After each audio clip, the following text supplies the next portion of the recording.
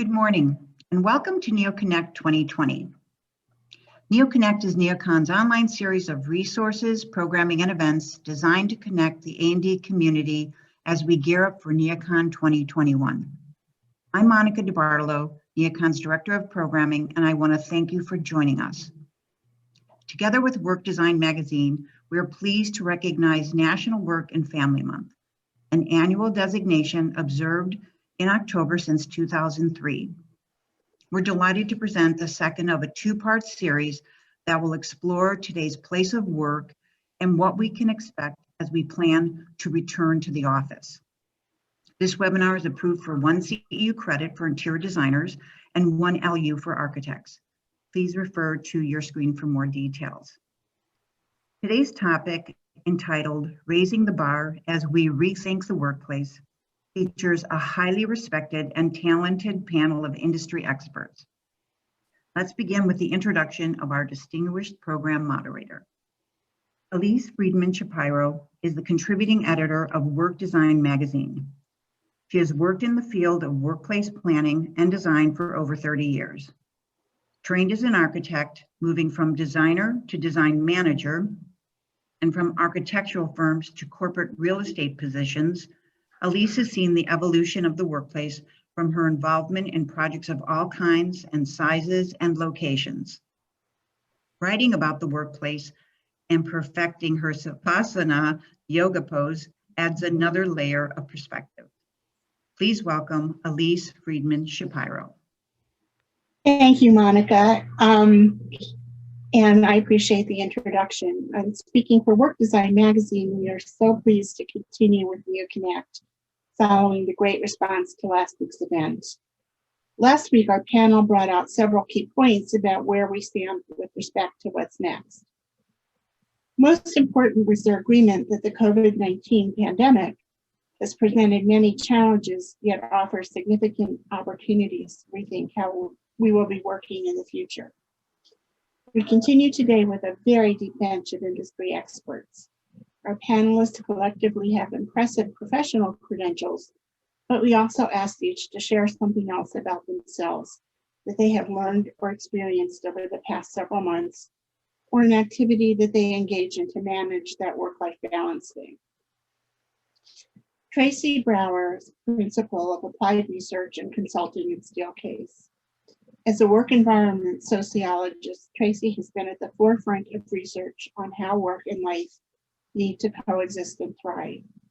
She's also a prolific teacher, speaker, and writer. Her book, Bring Work to Life by Bringing Life to Work, provides perspective on work-life balance and how to create fulfillment in work and life. Tracy is also a contributor to Forbes and Fast Company and Work Design Magazine. Over the spring and summer, Tracy has enjoyed having time to take sanity drives to the beach in her classic VW Bug. I'm sure that was a lot of fun and relaxation. Our next panelist is Royce Epstein. As A&D Design Director for the Mohawk Group, she brings a wealth of experience as a designer to enrich her company's design vision with the A&D community. As a conduit between multiple facets of our industry, she is also able to bring her knowledge of design concepts and trends, sourcing, and materials through her work as a strategist, writer, lecturer, teacher, design competition juror, and thinker. Another outlet for her creativity is music, and as a self-proclaimed music nerd as well as musician, she's in a rock band with her boyfriend called Helvetica Black, and is also a former member of a Go-Go's tribute band. You can see the guitars behind her. Jan Johnson, our next panelist, is Vice President of Workplace Strategy at Allsteel. She's an industry leader focusing on the relationships between business strategies and the planning, design, and management of work environments. Her team's culture and approach is that they believe in doing things with people, not for people. However, one thing she has done for herself is to take a race car driving lessons and reports that it was the most fun she has ever had. Hopefully this webinar will come in pretty close to that. Angel Caribbean is a senior workplace design strategist and member of Haworth's global workplace research and ideation team, and brings her years of experience in the design industry from positions in major design firms and teaching to inform her work at Haworth. Angel's pandemic story described how she and her family utilized their increased time together to build on their lineage of family-owned businesses in the restaurant and food market industries. With the shared goal of teaching their kids the joy and value of creating meals from clean source food and ingredients, she and her husband have created a team of 3 young foodies. I'm going to dinner at her house next time I'm in Grand Rapids, if invited. Anyway, I have had the pleasure of encountering each of our panelists in some aspect of my professional career, and it is such a treat to have them all in one place, albeit virtually today. Each of our panelists has their ears to the ground, so to speak, in the interactions with their teams and clients, and we have asked them to share what they think is important and what they are doing to meet the needs of the workplace as we are seeing it evolve into the future. We've packed a lot of talent into a short time frame, and our goal is to get our audience thinking ahead and to use their creativity to move us all to what's next. So I'm throwing out a question, and we'll start with Royce. What has been your company's biggest challenge, and where do you think you're finding a great opportunity? Well, first of all, Elise, thanks for having me. I'm really excited to be here with everyone. Our biggest challenge at Mohawk, and I think a lot of manufacturers can relate to this, is that the industry has become completely fluid, as has all of our lives upended in some way. And so we can't really count on the same model to go to market that we had before the pandemic, right? Because there's people working from home. Of course, many people have been laid off or have been furloughed.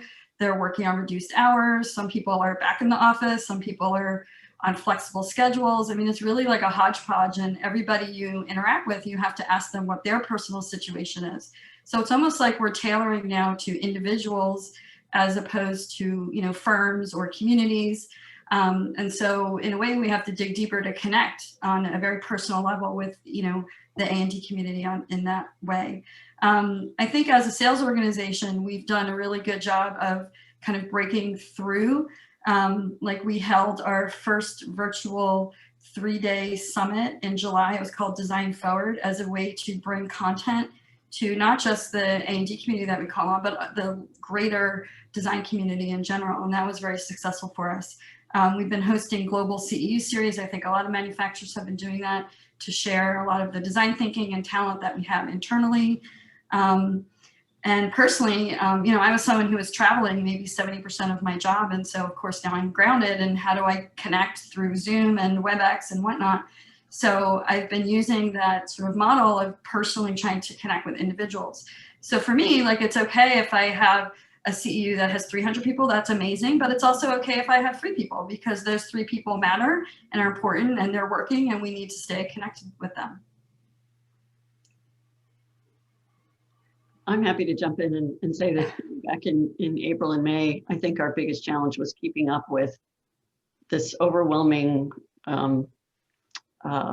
emphasis on furniture being the savior of returning to the office. You know, higher panels, new kinds of plexiglass screens, et cetera. And so I think the great news was that I think after everybody had a chance to realize this had a longer arc maybe than we'd hoped it did, that sort of everybody chilled a little bit, and we started thinking about longer term strategies and things that had more to do with creating two-way communications between management and their people around what concerns they had, a much greater emphasis on psychological safety and how we address that, and encouraged organizations to address it, and really thinking about what the opportunities, as you said, Elise, are around some of the chances to sort of reset and rethink the way we approach things for a long time. So I think that the greatest opportunity is this space we have for the moment to really spend some time thinking about what we could do differently. And that's been exciting and really a wonderful challenge. I would second that for sure. I think from the standpoint of all of us going through these last 6 months, the transitions have been very quick and fluid for sure. And a lot of our customers are intrigued really in asking the questions, not only like what's next, what do we do, but asking how do we kind of internally self-reflect, and what do we do to evaluate how our company needs to grow through this. So at Haworth, a lot of our customers have been asking about culture. Culture seems to be kind of the rock or foundation of what people are tapping back into. And it goes with reason, you know, when there are challenges to companies and organizations and people, they have to kind of self-reflect and kind of pull out their strengths. And we're seeing this exponentially right now, that the conversations around our strategy, meaning company strategies, is what works best for us. And in order to do that, we have to kind of understand what makes us tick, you know, what is our DNA. So that's been, I think, really interesting as someone on the research side and strategy side of Workplace, to see our customers really connect and dive into that side of the equation. It's a great point. It's a great point. I think at the beginning, we were seeing a lot of customers kind of scurrying around and doing things because we didn't expect this to go on as long. And then I think we've seen this like pressing of a pause button, like, gosh, let's figure out what the science is before we try to solve for some things. But I think we've got this amazing opportunity, Elise, as you talk about like, what are our opportunities and what are the new challenges that we see? We can come back from the coronavirus. We can be responsive to a pandemic, but how might we use this as an accelerator? How might we use this as a really positive triggering event to reimagine and rethink? You know, in our industry, we've always been in this conversation about, you know, how do we get work experience on the radar screen to a greater extent? How do we really appreciate the power of the work experience? And I think we're so appreciating the office. We're so appreciating the work experience holistically by its absence. And so we've got this like new opportunity to, I think creatively and think really intentionally, like how do we rethink the work and then take that into rethinking the work experience and really thinking holistically, not just about tools or space, which are critical, but also about the processes and the culture and the things that go around it and the people aspects. Jan, I love your point about psychological safety and Jill, your point about culture and, you know, Royce, your comments. I mean, it's all about how we think holistically about that experience and how we bring that human side into the experience of work that's so critical. Yeah, I think human behavior is on the top of everyone's minds and conversations.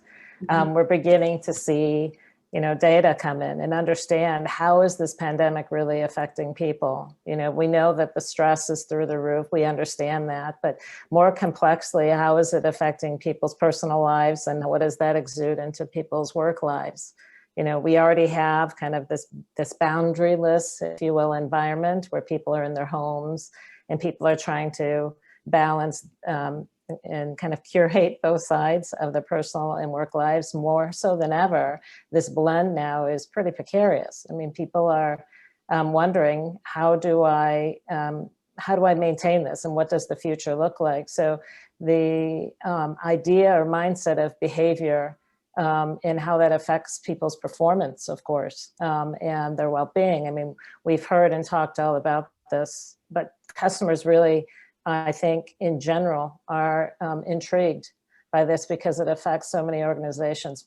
I have a question for all of you, because the research that we're seeing and a lot of the articles that are submitted to the magazine are, you know, there's definitely going to be a migration back to the office. No crystal ball, nobody knows who, how, when, what. I think that's where your customers will be looking to you to find out some possibilities and how to manage the challenges. And what do you think might be the big differentiator between how people are working now and they've been forced to work in a home environment and then migrating back to the office? And as the science and the data are showing, it may take longer than we originally thought, but I think it gives the opportunity figure out what those differentiators are and use what we've learned to make that work experience better when people do go back. Yeah, Thoughts? so I think there's some challenges in this interim time too.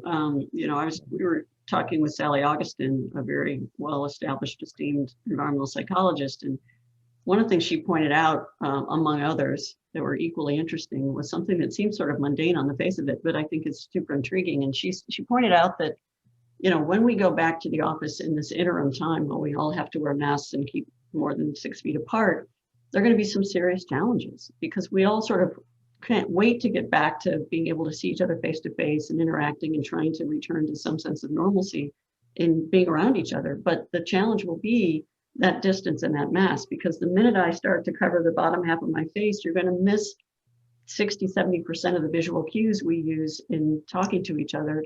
And she was explaining, and I don't know that I completely grasp this, but it's a really interesting notion, is that once you start to get a certain amount of distance between you, sound comes to you differently. Mhm. And at 6 or 8 feet, it starts to bounce. And when it does that, the way we perceive it when it hits us is different than if we're sitting 2 feet away from somebody. So it's going to feel more formal, is maybe the best way to put it. And if you think about that in your own experience, imagine a conversation sitting 2 feet from somebody, and then imagine a conversation sitting 10 feet from somebody. You can sort of feel how you would have a different conversation. Yeah. Because you're not willing to sort of shout personal things or express certain concerns in that sort of environment. And so even though we have this chance to get back to the office in the interim, I think there's still going to be a feeling of sort of awkwardness and discomfort that we may not even be able to be conscious of, but it's going to be from things like that. And I have really mixed emotions about it.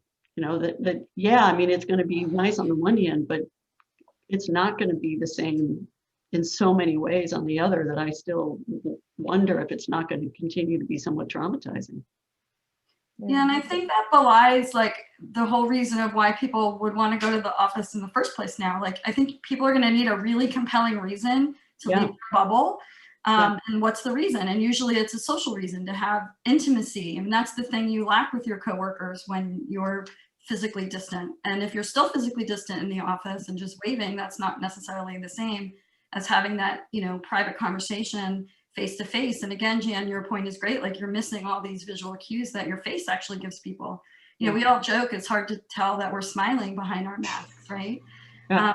So I think there's an important message there that the whole intimacy of being with your coworkers and creating that interpersonal relationship, and that interpersonal is not necessarily just seeing each other. It's like having that physical face-to-face socialization, I think, is so critical. And you know, we're going to have to figure out how do we do that, because that's, I think, going to be the main driver to get people to want to come back. Mhm. Yeah, there's so much research out there that when you create these barriers between people, you know, there's an intentional distance, both psychologically and physically, to your point, Jan. Mhm. And we also know that when people do not connect and feel comfortable with each other, there's a level of just intuitive distrust. So when, you know, we don't trust each other, then that all kind of permeates into, am I truly engaged with my team or with my coworkers? And is that engagement going to permeate better work or suffer because of it? So there are so many conditions, to everybody's point, that if they're not tempered right, are going to affect people's performance. And in our industry, again, so many of our customers are asking, I think, that kind of golden rule question: how is this going to affect our company, and how are we going to get out of it? Are we, you know, how are we going to see the end of the tunnel, if you will? And just coming back to the office, you know, I think it's going to take obviously more than that. Yeah. Tracy, I was just going to ask you a question, like from the social science aspect. There was a very interesting article yesterday on how people are connecting now virtually, and the connections, and how do you think the interpersonal relationships may or may not change through this? There was one of the ones that I saw was the disruption of the relationships with people's work spouses, your partner at work, the people you spend more time with. Can you speak to that from a social science aspect? Yeah, Elise, it's funny. That's exactly where my mind was going to. We're gelling. Yeah, I think that, you know, it's so much about friction. Like, there's this like new level of consciousness that we need to bring. We can't just kind of do cognitive offloading where we go to the office and things are as they used to be. And we're going to have this cognitive dissonance as well, because we're expecting to get back and be kind of relieved and excited that we're back to the office, but it's not going to be as we expected. And I think there's an opportunity for us to really think about those human connections and literally the brain science, which suggests that those face-to-face interactions are so important. We get a hit of oxytocin, we tamp down some of the more stress-oriented chemicals that occur in our brains. And so we need that face-to-face for our humanity, for our sense of sanity. I think the other thing though is that with this low level of like angst or threat or danger, right? It's just, things just aren't as they used to be. We're sometimes not at our best. We're kind of beside ourselves, you know, when we're under a grow light and things are normal, we can kind of bring those, you know, best characteristics to bear. But sometimes when we're under a lot of stress, we're acting out of kind of that secondary set of characteristics. And so this opportunity to kind of, I don't know, give each other more space to make mistakes, that's kind of the downside. On the upside, if we think about, you know, sociologically speaking, going through really, really hard times together can be one of the most bonding activities that we can do. So glass half full, we may have some really wonderful new levels of relationship because we've developed intimacy. We've invited each other into our living rooms and we've seen each other with our baseball caps on. And the last thing I would say too is that as we think about the purpose for the office, I think there's so much that's not able to be compartmentalized. I was talking to a client the other day and he said, I figured it out. I'm doing focused work at home and I'm doing collaborative, generative, co-creative work in the office. I got it. And I think that we actually end up braiding so much of our day. I was talking to another customer and they said beautifully, you know, I thought I was going to work for the meeting, but really I was going to work because of the person I ran into on the way to the coffee machine. Isn't that just lovely? Like that's what it's about. It's kind of that braiding of the day. So getting back, being conscious of that like new level of how to get around and how to interact, and being really appreciative of the different kinds of work that we need to do, some of which is formal and some of which is more serendipitous in terms of the way that we connect. I think it's where the social science meets the workplace, Elise, to your point. Well, it does. And what do our other panelists think of this kind of social connectivity that's going to have to happen and how actual design can affect that? Because we've seen the workplace evolve from private offices and cubicles to more open and bringing more residential components in. And now, you know, we're seeing just this avalanche of, to me, they look like rabbit cages of sorry out there if you manufacture plexiglass dividers, but that kind of frightens me as a designer. Where is the happy medium going to be with the design solutions to make people have that comfort? And we're getting some great questions on that. So I'll let you answer and then we'll throw some of those out. Just, oh, I'm sorry. Go ahead, Royce. I was just going to give you a compliment because you used the word trust, and I think that's a really important term to think about right now. You know, employees need to trust their employers that they're creating safe spaces, and not just physically safe, but emotionally safe. And I think we've been hitting on this for a little bit. Mm-hmm. Luckily, you know, we know that interior design can do that, and it can be from literally how, you know, space is laid out to furniture solutions to flooring solutions and how finishes are used. But I think it does get down to this sort of deep emotional level of trust. You know, if you don't trust where you're going and the people you're around, you're not going to want to be there. Ultimately, I think that's, you know, how we have to use design to shape that trust. So, you know, maybe Angela, you have some thoughts on that. Well, I was just going to respond to what Elise said as well. You know, I think too, the workplace has an opportunity to kind of re-show itself. You know, there's a lot of intrinsic value to power of place, and architecture can take the front seat for that. So as we migrate back into public space or back into our offices, the variety and scalability of design, I think, has a really fundamental role in kind of reshaping, you know, how people then reacclimate into space. I mean, there's so much data that's available to all of us about this connectivity through a flat screen, albeit virtual.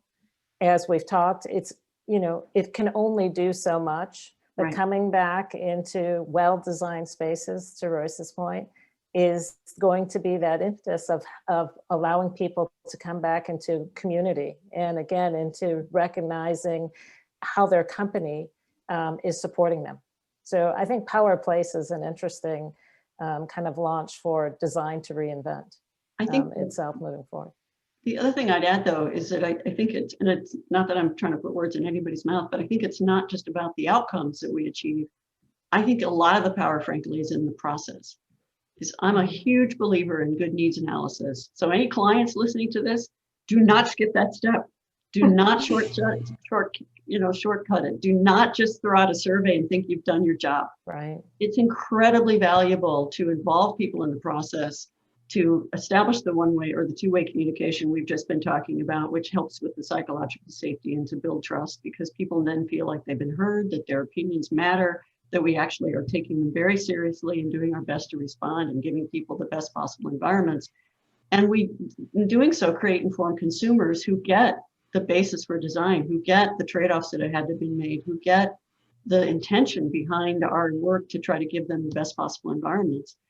And it builds trust between employee and the leadership and employee in the process that we use in the design process. So all to the good to do that, including just getting the data we need, the insights we need, not only about the functional requirements, but frankly about culture. We've been doing a lot of work with something called Unwritten Rules, and in particular this year promoting how very, very powerful social cohesion is, and the power that design has to build social cohesion inside organizations. And again, part of what we're recommending in that is considerations around process as much as it's considerations about actual design outcomes, is again, involving people in discussing the types of things that are part of their culture, so that we not only are getting leadership aspirations, but also understand the day-to-day worker experience in the space, because we have to design for that or try to solve the things that are dysfunctional about it. Yeah, I mean, we've been thinking too about kind of similar, some of the key things to consider in terms of the design, in terms of the work experience. And we've been thinking about safety, you know, like everybody, you think about like the Maslow hierarchy, and we've spent lots of our careers worrying about belonging and esteem and self-actualization, which are the right things to worry about.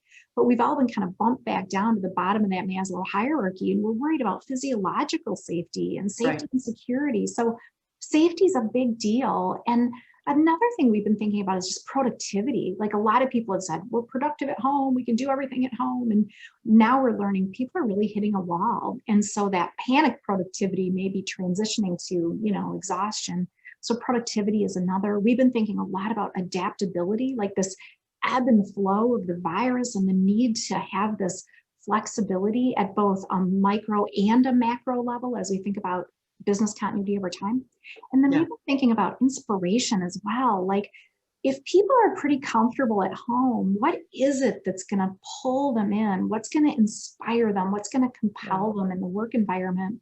And I think we need this like new level of choice and control. We've always talked about choice and control, but my feelings about my vulnerability levels may be really different than yours or yours or yours based on, you know, our personal situation, the people that we care for.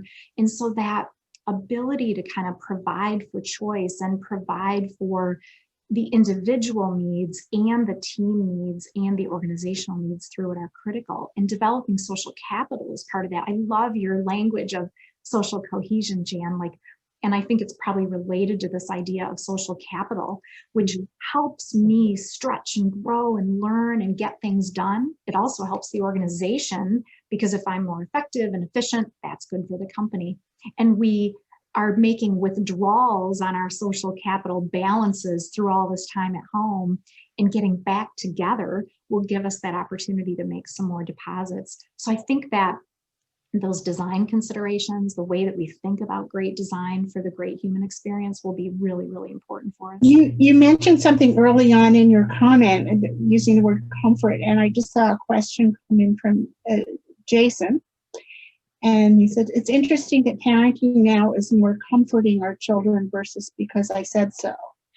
And it seems like the same approach is now used between employers and their employees. This kind of speaks to what you've just said. Although sensitivity is good, where is the line and how can design and interiors in the whole furniture setup help blend the two? So it talks about bringing design as the tool to bring that measure of comfort and kind of level the transition. Yeah, I thought that was a very intriguing question. Yeah, I love that. One of the concepts that we've been learning about in this new global study that we've done, and we'll be sharing more of the results from that really shortly, but there's a social science perspective of satisfiers versus motivators. Herzberg came up with this, and he originally talked about it related to compensation. And he said compensation is a satisfier, but that's like a great meal. You leave and you go, oh my gosh, I'm stuffed. I never need to eat again. That was the most amazing meal I've ever had. But by tomorrow afternoon, you're ready for a sandwich. And so that's the idea of there are things that are satisfiers. They're necessary, but not sufficient. But then you also need motivators, things that will wake you up in the morning and get you to that level of discretionary effort. And I think from a design standpoint, there may be satisfiers, things that make us comfortable. Like, am I comfortable with social distancing and the protocols and the safety considerations and cleanliness? Like, what are those things that are absolutely table stakes, necessary? But then beyond that, what are the things that are motivating me? The ways that I connect with colleagues, the opportunities to be innovative, the opportunities to set an appropriate boundary that feels good again between work and home, the opportunity to energize and feel that bandwagon effect of the energy and purpose that come from being together in space. I think it's just an interesting way to think about, like, what do we need and what do we want to gain beyond that? So just some random thoughts. Yeah, I think from the standpoint of workplace, again, this is like a pivotal point where from a kind of programmatic side, the questions of, the what, where, what is workplace doing? How is it affording, efficiencies and effective people in terms of their work? Shifting more so to the why, where's the relevance of workplace? So programmatically, I think there's so much opportunity for designers to really dig into how do we repurpose work and expound on why it's relevant. And to Tracy's point, it's that kind of more sustaining or longer trajectory, if you will, components of the power of place. Yeah, I think too, we need to think about how we can become more agile. We were using the word agile in the furniture and flooring world over the last 20 years in a different way because it was more about facilities being agile, but now it's about people being agile. Like, we have to adjust our expectations and learn patience. I think patience is a really important factor that we're not really thinking about here. And, people have to learn new behaviors, and that's going to take some time. And I think, Tracy, maybe it was you who made the point that we have to kind of work with our colleagues to, everyone's going to have these different comfort levels and, again, different behaviors. And we just have to, be a little bit more inclusive and patient so everybody can do what it takes to, like, fall in line. And I think, again, like, we're in this new world where we can level set, but how quickly is that going to happen? It's probably not going to happen quickly because, again, everyone is working on a different timeline about coming back to the office or public space.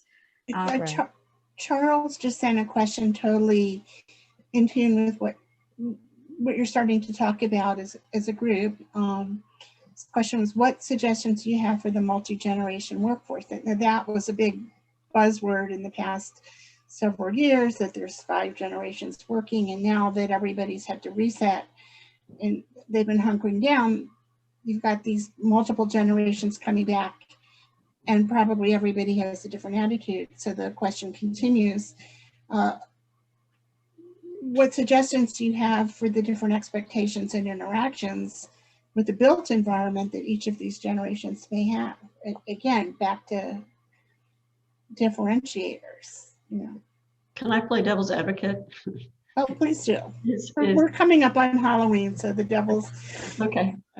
I had a chance once to do a panel discussion with somebody from the HR industry, and he made it what I thought was a really solid point, because we were asked some of these generational questions, and his perspective was, we didn't spring from the womb with a different value set, all at the same time.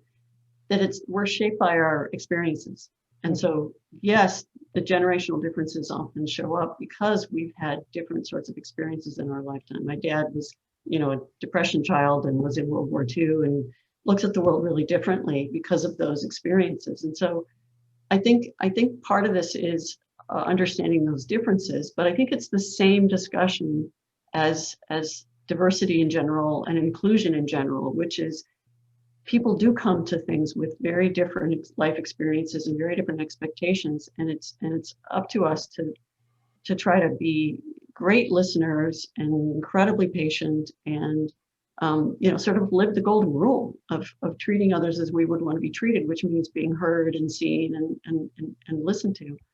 And so I think that will solve the vast majority of any of the kinds of things we may be talking about here in terms of diversity and differences in the approach to comfort and the levels of trauma we've had in our life experiences and what we're dealing with in our home lives and all that sort of stuff. Is there has to be a higher level of empathy and openness to discuss stuff.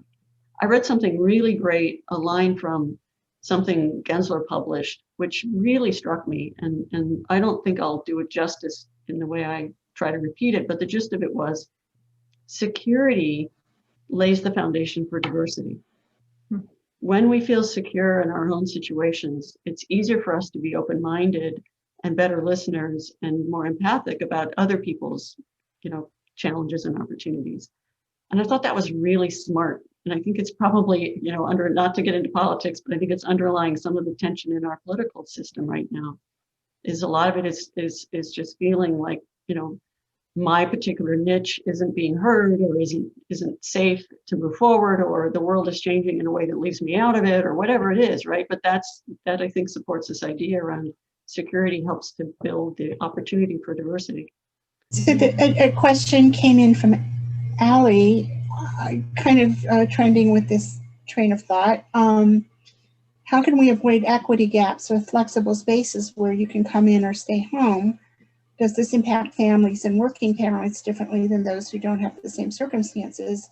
Which kind of ties in with a lot of the things that we're seeing is what we think, or what it's looking like we may be having to develop is kind of a hybrid situation where there will be offices, but they might not be someplace you go every day.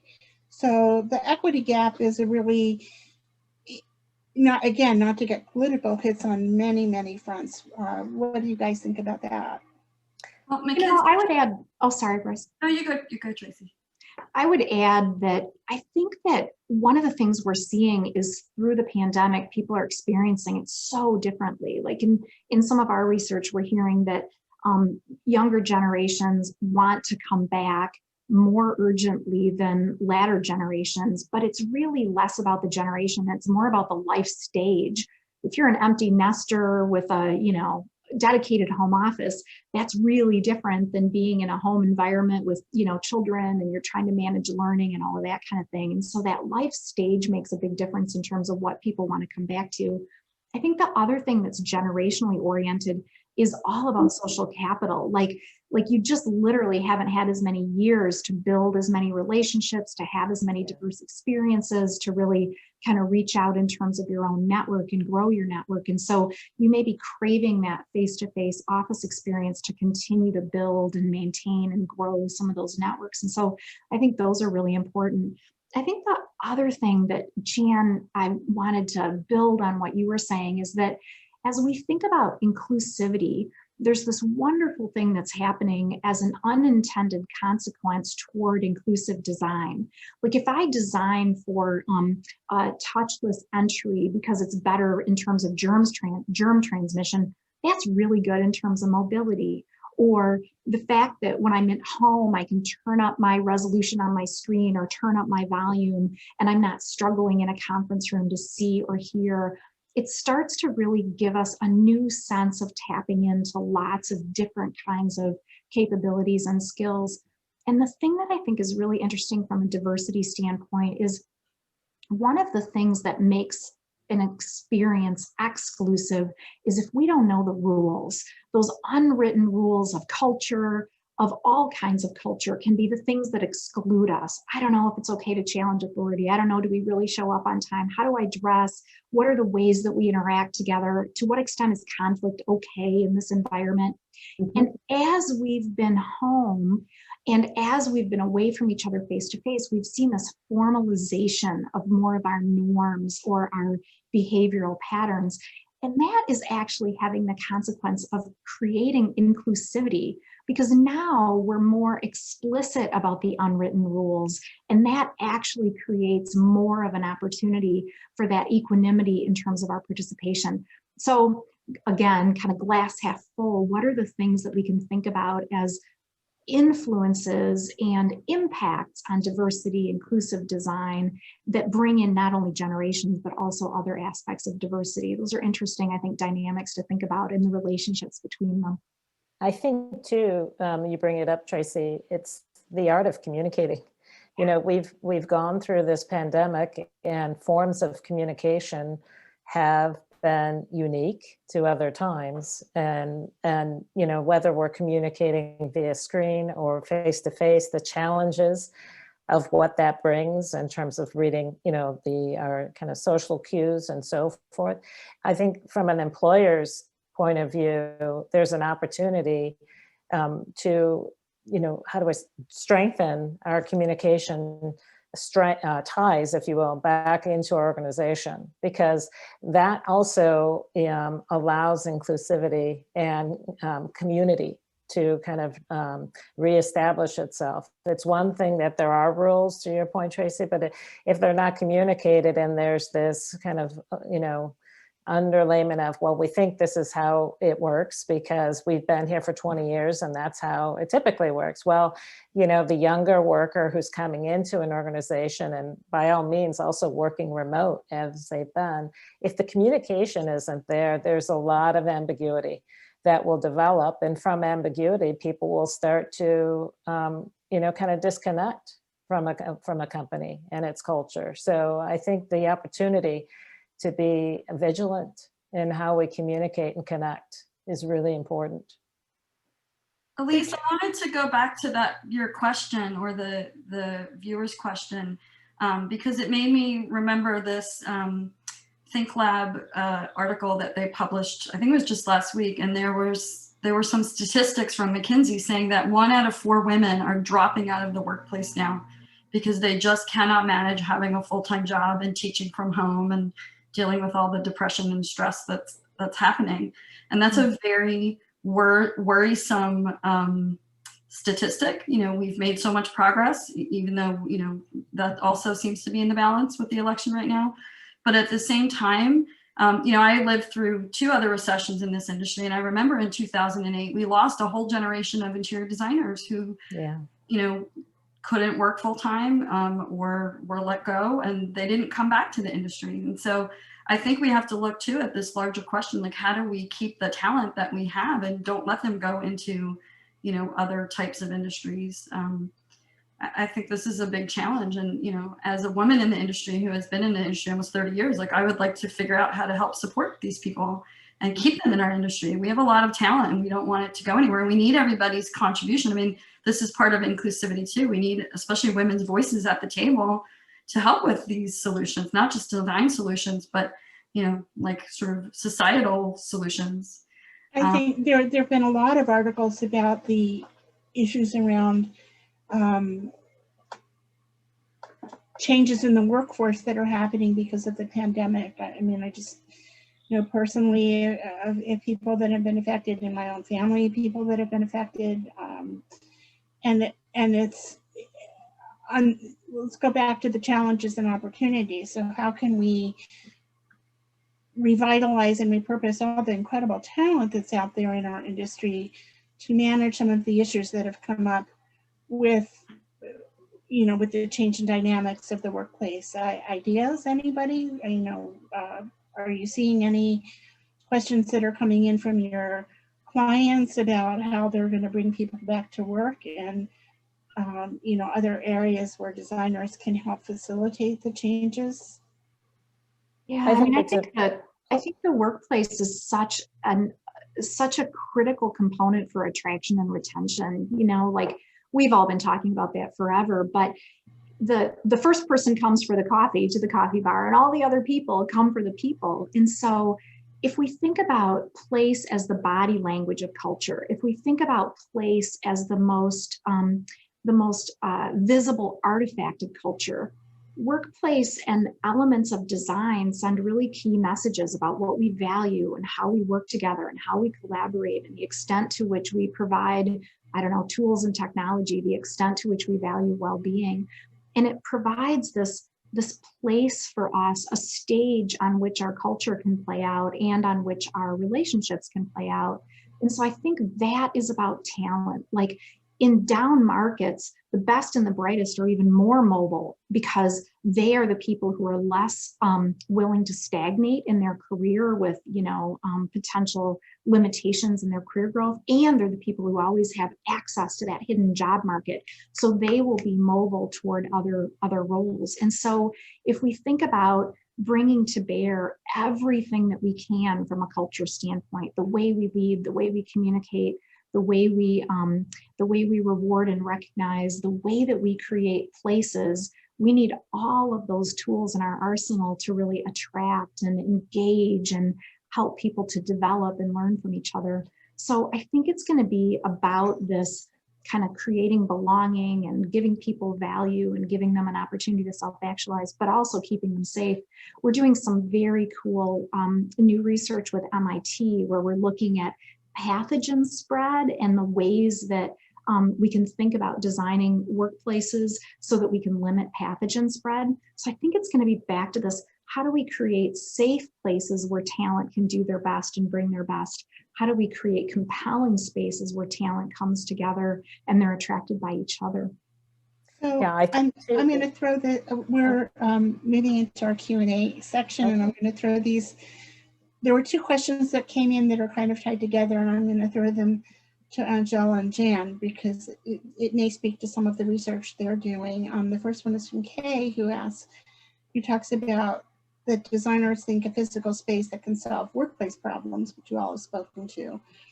And as there's a return to work, there needs to be an effective change management strategy combined with expertise of environmental psychologists and others that can play a role. As important of that as the designer, and you see end users willing to integrate these services into the design process, and will they pay for it? And a follow-on question from Keely that the two minds are melding here is, can we talk about how we can sell some of these intangible ideas, comfort and safety, to clients? Comfort does not equate very squarely with a cost per square foot. I thought that was just a priceless, no pun intended, comment. And maybe you two can speak to that, and then we'll follow up with Tracy, overriding with Royce's commentary on the generation of designers that may be lost or people going back. Maybe these are areas that designers can pivot to and learn more about to add more value to the profession. Okay, yeah. I'm throwing it back out to the panel. Well, I would say that if people are in discomfort, that causes, we know, high levels of core stress. And when people are stressed, they're not going to do their best work.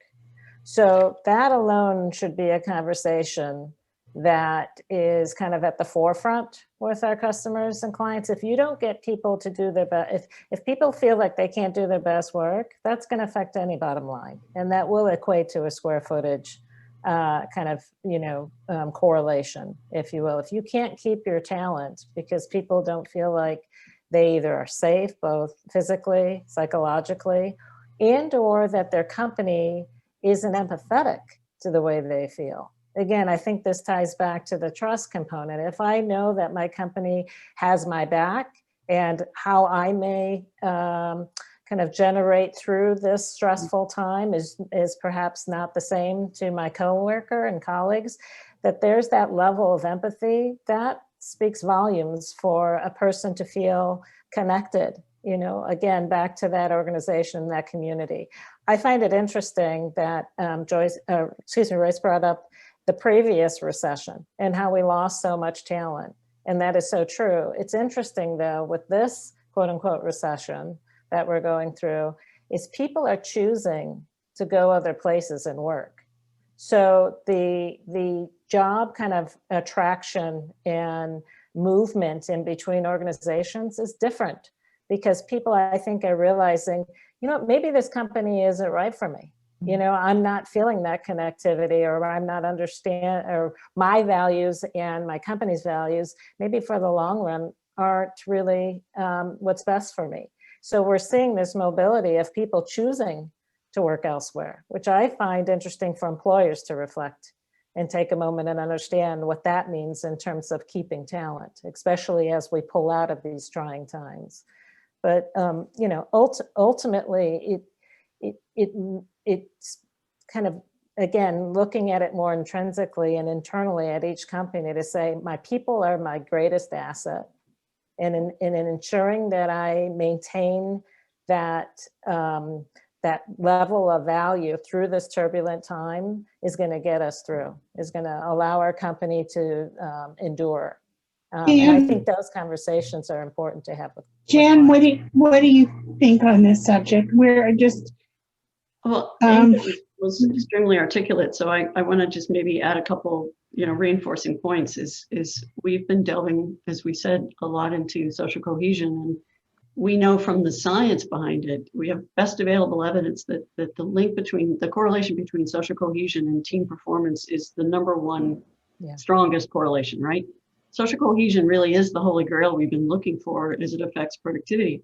It not only is the highest indicator of team performance, it's individual performance, it's motivation, it's engagement, it's learning outcomes are higher, stress is reduced, burnout is reduced. I mean, it is the thing that solves the vast majority of what every organization wants to solve for. And design can play, it can't fix everything, but design can play a huge role in addressing social cohesion, and partially, you know, because it has a chance for us to also understand, to Tracy's point, the unwritten rules that are sort of the dysfunctional things that are in the way, that may indicate that while the organization talks a good game about being fair, they're really not, or they say things and it's inauthentic and people can sniff that out immediately, or they don't necessarily support the interdependence that's needed for all the boats to rise at the same time, or they don't foster feelings of belonging. And when those are the case, yeah, there's way more damage done than could be solved by something that affects the cost structure. The upside from productivity is way bigger than the upside from finding, you know, 25% of the budget to cut. Well, I think sometimes companies make their pricing decisions, and this came up in our discussion last week, that, you know, things that used to be value engineered out of design projects now, because they were considered superfluous, and a lot of them were around these social spaces or the materials that provide biophilic design or other elements that enhance the health and wellness, I think are going to have more value. The clock, unfortunately, is ticking, and I'm going to have to throw this back to Monica to close out. We've had some great questions that have come in that we're not going to be able to answer today. Some very interesting ones on subjects that probably merit a deeper dive. So please note that we will be posting a recap and additional responses on workdesign.com, and there will be information in the chat box on where to find these resources. And I am going to turn it back to Monica to close out. Before we do, one last thought from each of our panelists. Just a quick, okay, we got a pulse check on where we are. How about an uplifting thought to leave our attendees with? I would love to start that, Elise, because that's sort of my thing that I do every time I lecture or speak to customers or really anybody, is try to be, you know, inspirational, but also aspirational. So one of the things I've been talking about now for actually probably 2 years is this concept of return to humanity. And I sort of crafted this phrase really about digital technology and how we've just lost our humanity because we were so in sync with devices and we touch glass all day and we've lost all of our senses and whatnot. But it has become even more critical now because we are like physically removed from other humans for the most part. We need to feel safe and grounded, like really return to these sort of primal things that we're born with. You know, like I feel very lucky that I grew up in the 70s as a kid running outside barefoot and climbing trees and all that before I had to, you know, learn anything digital in the mid 90s when I was already working in architecture. So, you know, it involves a lot, but it's like stretching the idea of what it means to be human, what it means to be sustainable, more inclusive, building community and empathy, and really just looking out for each other. And I think that's the one thing that we've all been talking about as part of this. So we have to keep doing that. And I urge everyone to vote. I don't know if we're allowed to say that, but please vote. Please vote. That's really good. I love it. Yeah, it's all about that empathy and humanity and connection. We're social animals and we need to come together. I think the other thing that we want to think about is that workplace and work experience are having a moment. And we have this opportunity to leverage that and to really, really go to places that may be further and more and even better than where we have been before. And I think that one of the other things to think about is to avoid pandemic paralysis. You know, like I think we can go like, oh, I'm so over this and I'm climbing the mountain, I'm exhausted and I'm looking up and I realize I'm only halfway there. I'm not even close to the peak. But I think that we've got to learn, we've got to put our toes back in the water. I think there is something about showing up together in the office, figuring out what an expanded ecosystem of hub and home and spoke might look like. Because if we kind of wait and wait and wait, there's going to be opportunity cost in what we're missing. And then we're going to have this giant leap to try to get over, or this chasm to try to get over to get to the next place. And I think if we take action, if we try to get back, if we learn new norms, if we figure out what this being together in place in new ways is in the short term, it will really help us in the long term. That learning, that incremental learning can help us exponentially over time. So I think, you know, kind of go in terms of the place, valuing the work experience, bringing people in place together, and really having that opportunity to move forward together is a big deal. And I would second that from the standpoint of everybody's comments. I think too, there's a very exciting future for our design industry. Not just for people who are working, but I think there's a really an interesting shift going on in academia that is only going to fuel, of course, our next generation of creative thinkers. So I think that through this kind of experiment and pivot, the up end of it will be for architects and designers and creative thinkers in general, strategists and researchers, to really take a lead and help navigate organizations through, because there probably will be something challenging like this in the future. Hopefully not as severe, but there will be. So I think for the reflection of where design can play a greater role, I think is exciting. Any last thoughts from anybody else before the hook? Just to actually pile on to everything that's been said, as Angel did too, I think you all made some fantastic points. And the thing I guess I would just add is you know, we need to all listen to our better angels. We need to, you know, check our intentions and think about the steps we can take. But I also sort of, maybe putting words in your mouth, Tracy, is I think it's important too to not wait for there to be the perfect picture of what the future is. We get that question all the time, like what's the future? And it's like, well, no, you're making the future. It's not going to be, you know, again, there's not going to be one answer, and it's not going to be the only answer. So each of us makes our own future. And this is maybe something back to my, you know, race car driving lessons. The thing that it taught me most was to master each step. Take one step, get it right, keep practicing it until I had it, add the second step, get it right, master it. add the third step. So I learned to be more patient, and I learned to not have all the answers all at once, but to try to just move towards those things with those best intentions. I think that's a perfect end note for our conversation this morning. And I also think it's an incredible metaphor for the whole design process. Take each step, get it right, and move on. And with that thought, I'm going to turn it back to Monica to close out. It was lovely having everybody here together and with our wonderful global attendees. And thank you for tuning in to NeoConnect and Work Design Magazine. And maybe we'll come up with something else in the future to continue the conversation. Monica, back to you. Thank you, Elise, and thank you, Royce, Tracy, Jan, and Angel. That was really a very enlightening discussion, and we appreciate you sharing your expertise with us today. And I want to thank everyone who joined us today. Be sure to stay NeoConnected with us by visiting neocon.com. And lastly, thank you, Amelia Boo and Michelle Weiss, who helped behind the scenes to make this webinar series happen. Have a great day, everyone. Stay well, and thank you. Bye, everybody. Thanks.